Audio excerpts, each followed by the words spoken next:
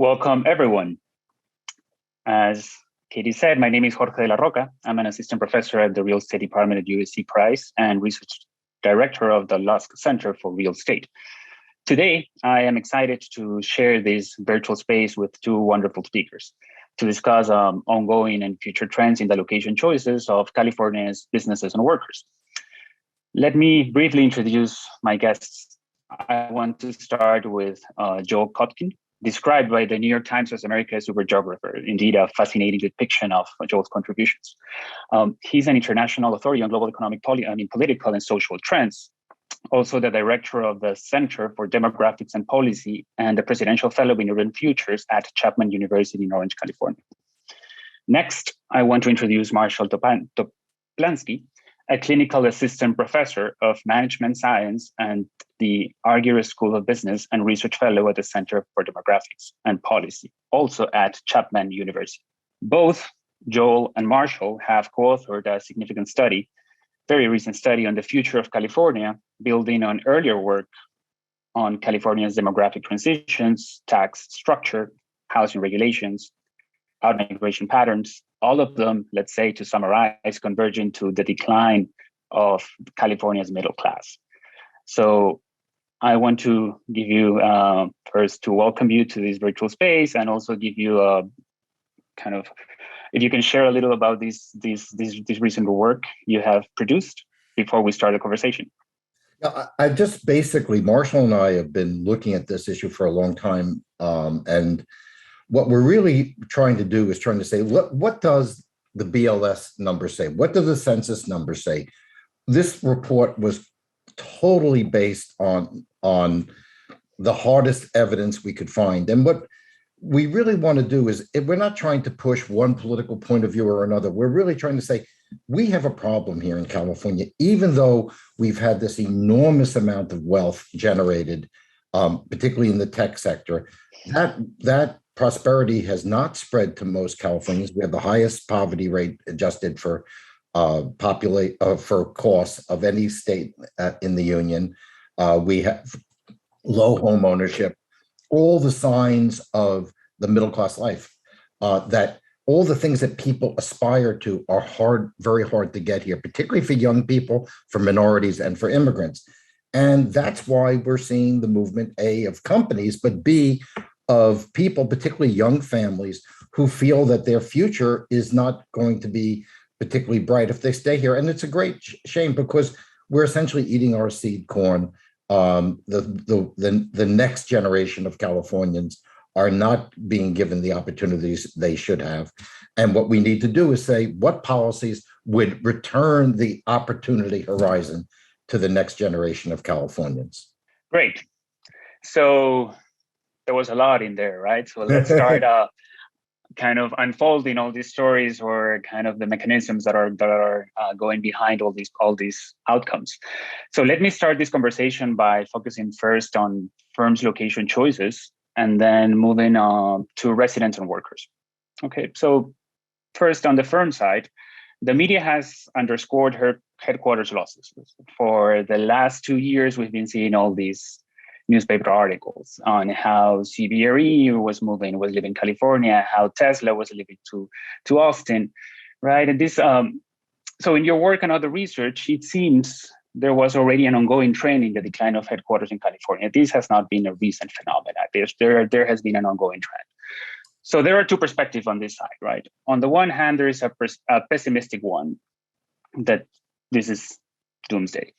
And another one is a glass half full one that claims this is not a significant concern as long as California can attract small, productive, and diverse firms that will eventually succeed in the state. So my first question would be, what is your take on this debate? Any one of you, probably Marshall.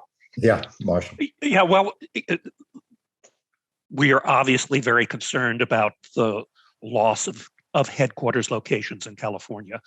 What we're not showing on this slide is perhaps even more significant, which is the decision of California companies across the country to not put new capital projects in California. If you look at the rate per capita of the location of new capital projects, Ohio is 14 times larger than California. Texas is 10 times larger.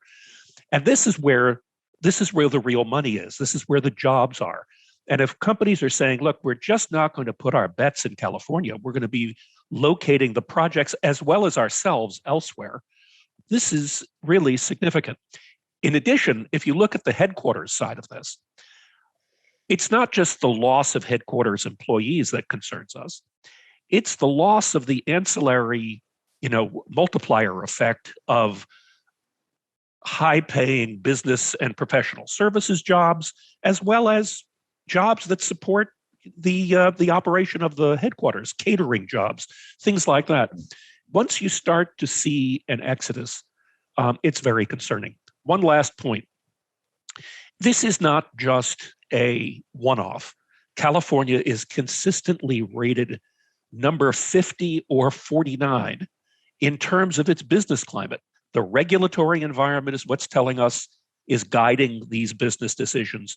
The tax environment and the relationship between business and state government are at the core of what is actually making all of this happen. So that's the worry that we have, is that we're destroying the environment that creates the jobs that allows middle-class workers to be able to make a living in California.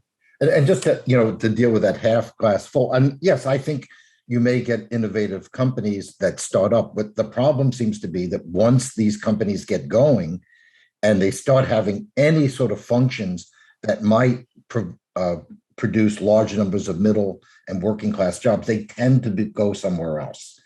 And so what we have in California is a classic situation where we still have this amazing entrepreneurial elite, particularly in the Bay Area, but also in Southern California. But that group is doing very well. But what they're not doing is they're not building battery plants. They're not building the EV plants. They're not building semiconductors. Just very quickly, I was a month and a half ago in Columbus, Ohio, $20 billion investment from Intel. Everything that we would want to see, they are, in terms of people getting good jobs. The average job at the semiconductors is over 100,000. The fact that Columbus is going through this industrial and service business revival, so much that they are going into the immigrant neighborhoods of Columbus and getting buses and taking people to work. This is what California should be doing. What would be the result in California if there was a EV plant in Fresno, or if we were building the batteries in South LA? This is the way I think we need to be thinking. This idea that you can have a small core of people who do incredibly well, and that's enough to base an economy. Well, you could probably base your total GDP number on it. You couldn't have a solid society that way. Well, and one additional thought to add in here is that entrepreneurship has always been very strong in California because it's a very innovative place. People love coming up with new ideas, creating new companies. And by the way, that's continuing to be a robust aspect of the California economy. That's great. However, if we're talking about middle-class life, jobs in professions, jobs in the trades that can feed a family, for people who are not entrepreneurial risk takers, this is what is of concern to us. We see that environment really becoming very hostile for larger businesses who have the capacity to hire middle-class people. Great. So let's think about how can we make or attract more firms to California or induce them to remain in California, right? And interesting things about your report is that you have a set of policies, so like solutions or suggestions, right, to, on the business side, make these firms remain here, right? So one of your policy suggestions is to simplify the tax structure for businesses, enhancing mainly technology like usage. So researchers have mixed opinions on the impact of these tax drivers or differentials across the locations on firms across places, right? So in your view, to what extent do firms respond to these tax differentials? To what extent this is a crucial driver of location, right? Is this a primary channel to generate entrepreneurship and job creation? Yeah, let me jump in first on this, and then Joel, feel free to embellish. But the first thing I think people in the audience need to understand is that the tax environment for business in California is actually relatively complex. The rate of tax that a business pays varies greatly depending upon how old the business is and what industry the business is in. And depending upon the policy whims at any given moment in time, some industries are favored, some industries aren't, and it becomes a very confusing spot, a very confusing situation. So businesses are very attracted to places where the regulatory environment and the tax environment is much more simple. And so that's a concern that we have. It's not a one and done, let's just wave a wand and and make it and fix it. This requires some significant study. And the last time we did this was about 25 years ago, to really kind of look at the tax system. The California economy, for those of you who don't know, most of the income in the state of California, 67% roughly of the revenue that comes into the state of California, comes in through personal income tax. Only a relatively small percentage of the overall state revenue comes in through taxes on business, about 15%. So, however, that 15% is a very significant number. We're talking multiple tens of billions of dollars. So we need to be able to make sure that it's fair and equitable, and it's also gets us what we're looking to do, which is to build up middle-class businesses that provide jobs for the middle class without penalty. Today, an entrepreneur that's looking to start a business has to recognize that if they ever actually make money at it, that is going to be taxed at a tremendous rate. And that's a disincentive for people to locate businesses in California. I know of several businesses that I'm actually active in myself as a board member or an advisor who are actively saying, look, we're at the point where we've now matured past this raw startup stage. We have to look at where we want to be. We don't want to be in California, because if we're going to build this up, the last place we want to be is here, because it's going to end up costing us a tremendous amount on the exit. And the talent factor, which has normally been the factor that keeps people in California, the idea that you have this tremendous talent coming out of universities like USC, Chapman, UCLA, that is being neutralized by other states having a robust education program as well. So this is, if we're going to really keep the businesses, we're going to have to do some rationalization of the tax system. And I just want to add one crucial idea, which is, as we know, the income tax drives the state of California. What that means is and because it's a very progressive income tax, I'm not necessarily saying that's a bad thing.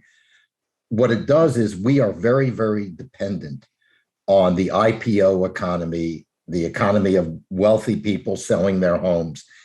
If we go into a recessionary environment, which I think we're certainly heading in that direction, given what's happened in the world and the supply chain and the issues with semiconductors. I mean, almost every day you hear about something that we're running out of. In that environment, a lot of these tech companies, they may not go public, they may not do as well. We have gotten ourselves in a situation where we are so dependent on a very small group of people to pay taxes.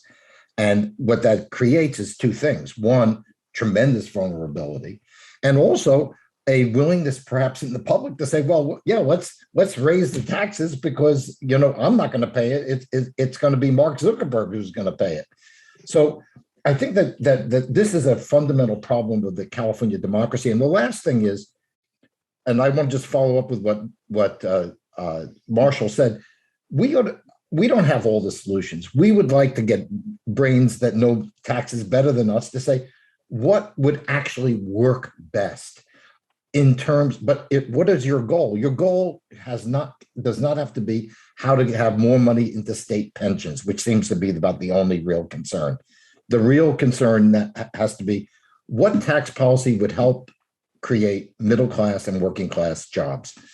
If you use that as your lens, you'll come up with a very different policy. What it exactly would be, Marshall and I are not ready to tell you what that is, but I think we ought to ask the right question to get to the right answer. Well, and one other thing, let me just add in, because if you look at the end of the slide, it refers to job creation within the housing opportunity area, and we haven't discussed the housing issue on all of this.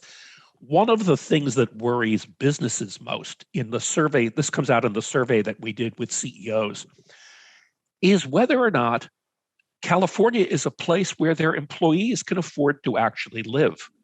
So in addition to the tax environment, which obviously affects business decisions to some degree, the ability to hold on to that talent by being able to provide affordable or at least attainable housing for employees is incredibly important. And so that's also part of the tax environment, the overall equation. And if we sat down and said, look, how do we construct a regulatory and tax environment to be able to keep people here, be able to provide the housing, to be able to keep the businesses here, I think we would come up with a different set of solutions than what we're seeing out there today.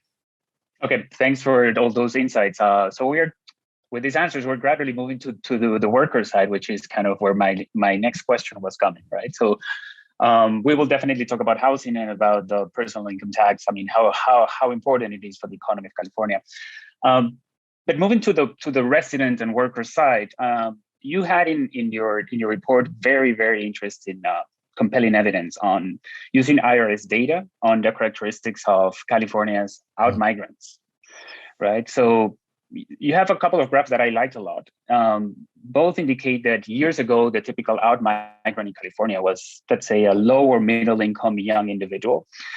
But it has gradually become slightly older, a prime age worker, someone between 30s in the mid-50s, 30s to mid-50s, right? And actually earning between 75K and 200K. So we're talking about the middle or middle high income residents living in California, right? And this is going to be connected with the personal income tax that you were discussing too. So the natural question that follows is, most experts believe high housing prices and rents are driving this out migration. Is this the only culprit, or are we missing something in the analysis? Or to what extent this is just 100% of the explanation? No, I don't think it's 100%, but it's all the polling will show you housing is right at the top. But a lot of it is opportunity. If like Marshall showed the numbers on the corporations leaving, and the more important capital investments, those are job opportunities. So that's when a company like McKesson moves to Dallas, who works at McKesson? A lot of middle managers. And that's where we're really getting killed. Marshall and I are convinced that the decline in business and professional services, which is the largest category of high wage jobs, also very important to the office economy, that's where the losses are. And I think this reflects it. Now, what we don't know is whether or not we will start to see more migration out in the immediate future. Now, the new census data just came out. We just looked at it, and LA County is the biggest loser in terms of migration in the country by a considerable amount. And so, although if you combine population, overall population, right? I mean, we've lost 750,000 young to middle-aged people in LA County since 2000.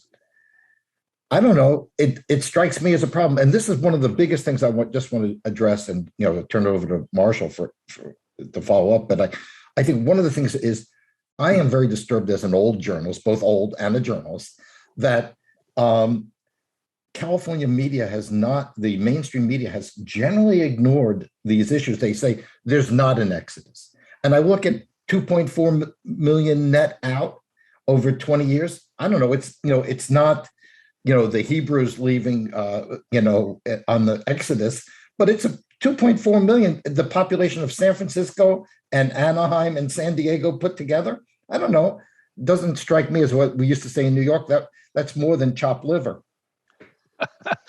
Here's the big demographic reality is that we are in the midst of a major demographic shift that is as titanic as the baby boom generation was. The new generations that are taking over, the millennial generations, the Z generations, represent the baby boom echo period. So we're looking at the next generation dictating where it is that they're going to live. The data that we're showing, and you asked the question, is this all housing driven? Actually, I think it's actually family formation driven. Yes. The largest demographic movement out of California is coming from people who are just starting to have children and getting married and saying, where am I going to put down my roots? Where am I going to grow my family? Overwhelmingly, they want to be in a place where they can afford a house, not a condo, not a Tony apartment in Westwood. They want a house to be able to raise the kids in. And they're not finding the ability to do that in coastal California. And so what we're saying is if we want to keep people, and we add in the fact that people can now have more options about where they actually locate themselves because they're working from home, maybe what we ought to do is start looking toward the center of the state that has available land to be able to provide incentives for building lower cost, attainable housing across a broad spectrum of prices, obviously, but not at the insane levels of pricing that we find on the coast, to be able to provide people the ability to work in their jobs from those places, either through incenting businesses to create satellite offices or satellite operations, or God forbid, manufacturing plants, as well as commuting virtually via telecommuting for professional services jobs. Okay, but before we move into that point that I think it's crucial to discuss, perhaps to remain in a pessimistic note and then move into a more optimistic one. So yes, there's a huge growth in domestic outmigration from California. But something that I wanted to kind of touch a little was on the patterns that we're seeing for international migrants too. Okay, so these also look like pessimistic, right? Our metro areas in California used to be major ports of entry, but they seem to be becoming less attractive, right? So I just want to know if there are any drivers that explain the decline in international migration beyond those of domestic outmigration, or this is just the same story, whether we're talking about local migrants or international migrants. Well, we're looking at both international migrants from an annual basis, in other words, people coming in, but also where are the foreign born? Because there's a lot of secondary migration. Like if you go, let's say, to Dallas, you'll run into a lot of, let's say, Asians or Latinos who used to live in LA and now live in Dallas. You look at the foreign-born population. Last decade, LA County actually lost foreign-born population. Hard to believe, and at the same time, they've had a situation where places like Dallas are growing 30-40% over a decade. So what's clearly happening is immigrants aren't stupid. They come for opportunity. They communicate with each other. And they say, hey, you know what? Yes, LA is great. It's beautiful. It's got great Mexican food, or it's got great Asian food, and it's got a wonderful infrastructure for minorities. But the problem is that you can't afford a house, you can't get a decent job. If I'm working at a factory job at $25 an hour and I live in Omaha, I can buy a house, I can live in a nice neighborhood, I'll do okay. That same job at $35 an hour in LA puts you practically in poverty. Right. So let's come back to Marshall's point, because I think it's going to be central, and I found it to be one of your most important policy suggestions. Right. So it basically hints at two Californians. And to put it bluntly, the coast with less land availability and a high concentration of high-skilled workers, and the inland areas that are going to house more lower-income workers. As you put it in your report, these are areas where workers can afford to live, right? So your policy solution on top of this incentivizes the construction of satellite offices, increased work from home, and an overall reduction in mileage and pollution via electric cars. Now, my question here would be, should we just be more upfront and recognize or validate that eventually California may transition into a state of two types of cities? I think that the question is, even though the wealthy will be concentrated in the coastal places, there's still going to be a lot of poverty. After all, they need servants and they need people to be nannies, and so you'll still see there'll still be some. The question is, I think the future of California is the inland areas. The inland areas, if you add the Inland Empire, it's almost half the state's population.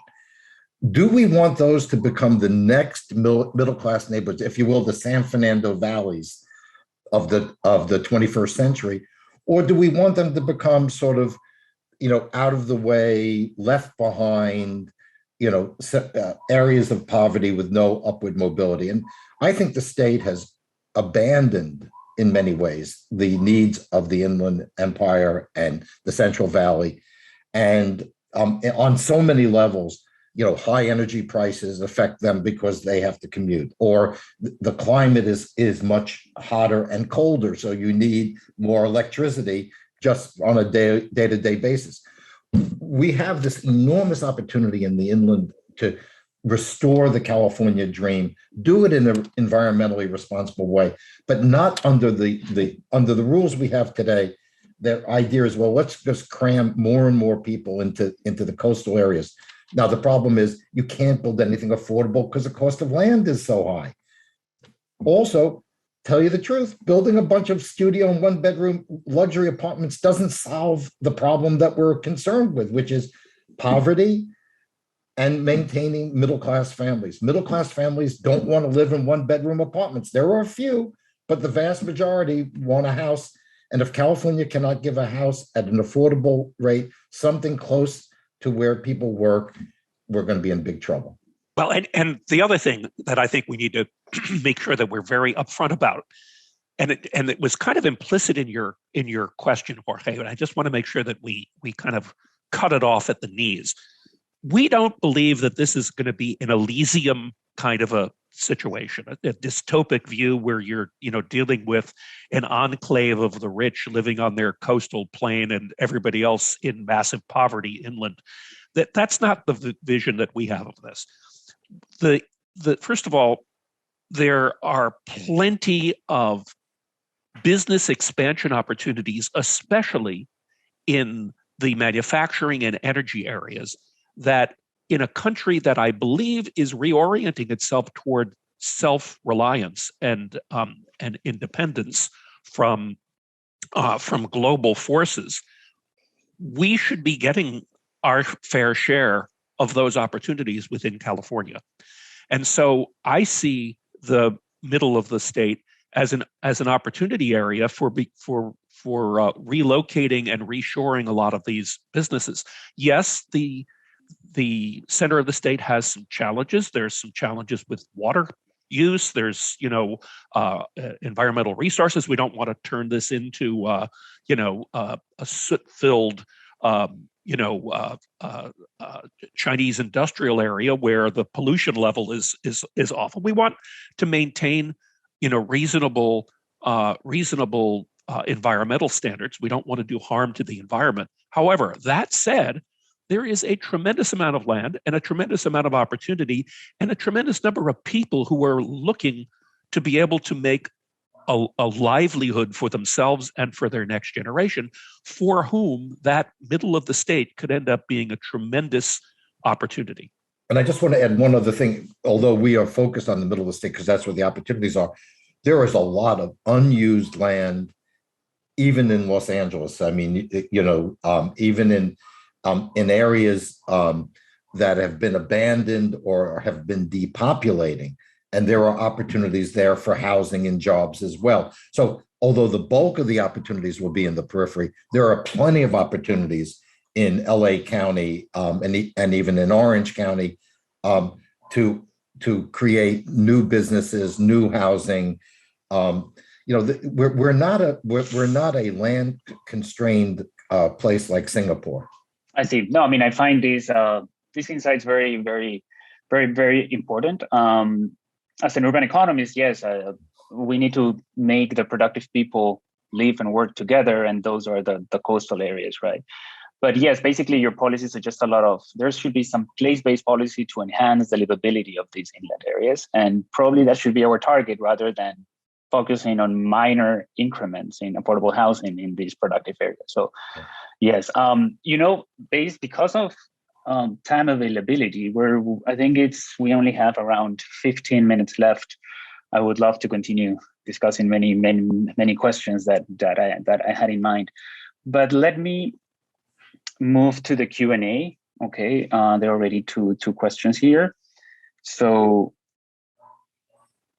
okay, let me first come with one that it's here. So please submit your questions to the Q&A. I will read them as they come.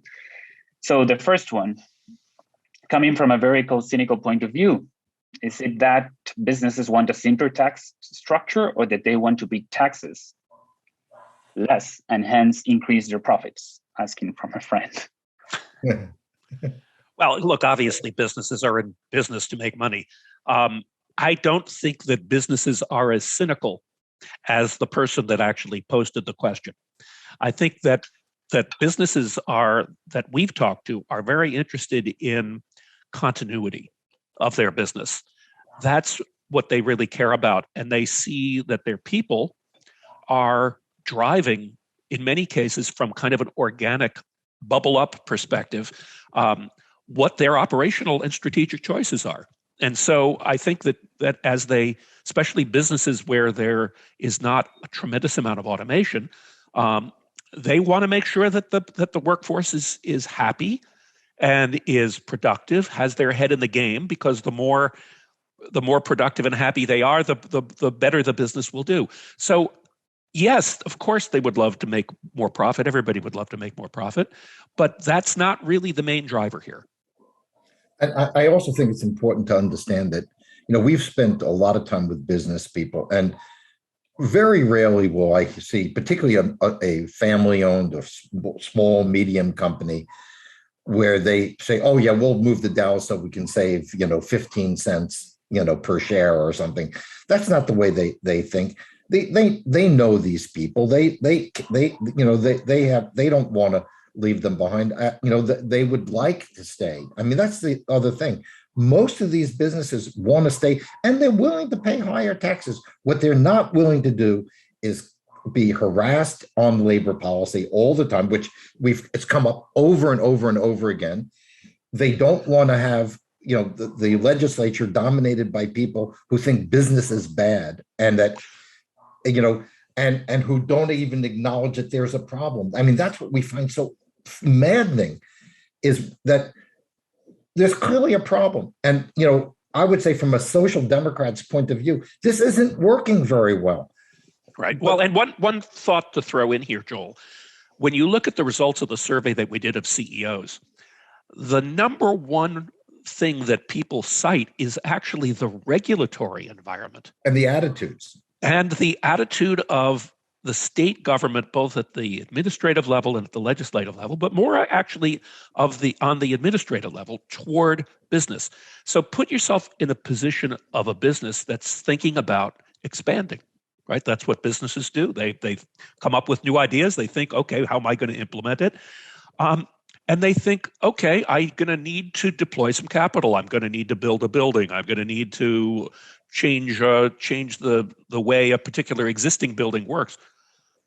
The amount of time that it takes them to go from conceptualization of that to actual implementation of that is much, much longer than it takes anywhere else in the country. So if you're sitting there and saying, hey, I'm going to put some money down on the table as a business gamble to try to make sure that my business grows. But I'm not going to get a return on that for 20 years because I'm going to be tied up in CEQA, in AQMD, in countless amounts of contentious regulation. Why would you do that? Why would you put your money in California? And that's really more of what's going on than it is even on the tax side. Great. So more questions are coming. And I would appreciate if you can be so that we can cover more questions briefly in the next ones, although it's kind of hard to ask. Now, one question from William Schooling. Would you change Prop 13 in order to make housing more affordable for young families? In terms of Prop 13, of course, the problem is once they got the house, they would be hit with huge property taxes. Actually, they'd be hit with very big property taxes given the costs. I think the real solution on housing is to build more of it, to convert. We're going to have a tsunami of retail and office redundant space that we can convert into offices in places that are not single family neighborhoods, that already have infrastructure, already have parking. And then, of course, in the interior. As for Prop 13, if we got rid of Prop 13 or reduced it, it would be important that part of the bargain would be, okay, we're going to raise this tax, we're going to lower another. The problem we have in California is we'd get rid of Prop 13 and then they'd raise the income tax too. So I think that we really have to be very clear that the solutions are fundamentally supply-oriented solutions, and the regulatory process that Marshall talked about. You have developments that are in being regulated for 20 years. When I talk to developers, they'll say, you know what, I'm just not going to do it again in California. They're building, the same people are building in Tennessee, and they're building in Arizona, and they're building in Texas. And they could be building here, but they choose not to because it's too painful. So following on the relationship between regulation and housing, there's another question by Lee Lowry. Any hope under the current political makeup in Sacramento that there could be any easing with CEQA to speed up housing? I think the short answer to that is no. There should be.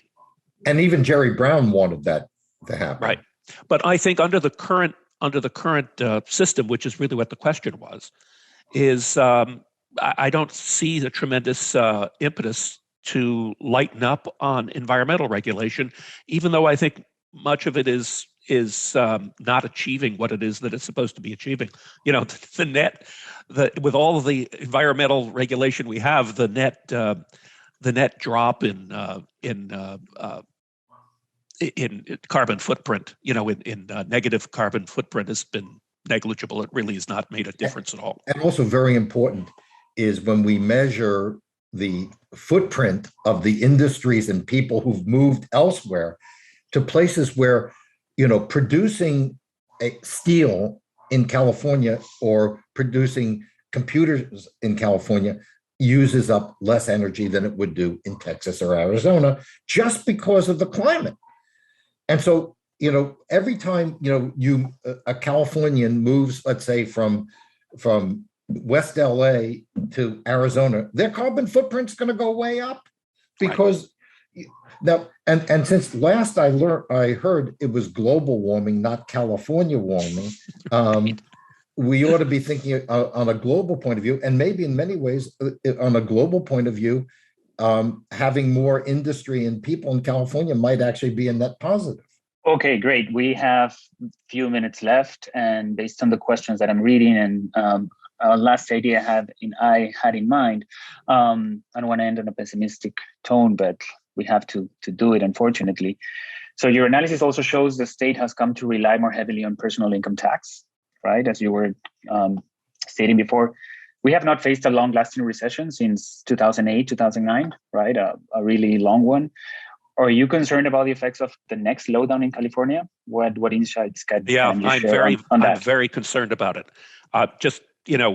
If you look at the way in which the state has generated surpluses mostly through exits from IPOs and other kinds of business exits. Over the last couple of years, we've been able to comfortably add about 10 to sometimes 15, but roughly $10 billion annually to that fund, even though it gets drawn down. If you look at the needs to fund the unfunded pension liabilities, if we were to go through a recession, and let's say the state brought in 10 billion less in a year, suddenly we're right up against it. We're wiping out that rainy day fund very, very quickly. And if it's a long-lasting recession, I'm very, very concerned about it. So I think most economists have increased their probability of a recession. Nobody knows for sure, obviously, but the probabilities have gone up over the last 6 months. And so I'm very concerned about the state's ability to weather that, even with its rainy day funds. Joel, you want to add something in 30 seconds before we finish? Just very, very quickly. I think one of the issues that I worry about is if we have a problem with our funding, given the current mentality in Sacramento, their response is going to be to raise taxes further and maybe even start doing things like wealth taxes, which are, if you want to kick out a large part of the people who keep the state alive, a wealth tax is a really good way of doing it. So, again, I think what we need to do is to get California and the legislative leadership to understand economic reality, demographic reality, and address it instead of deny it. And right now, denial is the ruling delusion of California's rulers. Thank you so much. I mean, unfortunately, time is up. I wish we could continue chatting on all these very important topics for the future of California. So it has been a pleasure having you here. Thank you for sharing your insights, Joel and Marshall, and thank you everyone for attending. And please stay tuned to all the fascinating events we have at USU Press. Thank you, Jorge. Yes, thank you, Jorge, for having us. We appreciate it.